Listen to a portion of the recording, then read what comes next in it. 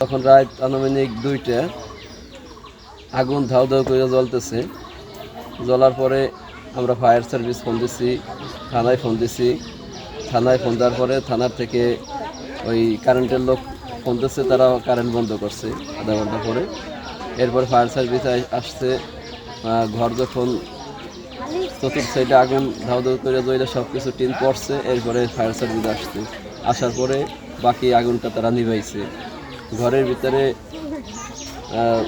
Fan ছিল, এরপরে 1.5 লক্ষ টাকার কিতাবাদি ছিল আমার এবং আমার স্ত্রীর দারো হাদিসের কিতাব, যত আমরা পড়ছি শুরু থেকে সব কিতাব এই জায়গায় ছিল। প্রায় 1.5 লক্ষ টাকার কিতাব ছিল।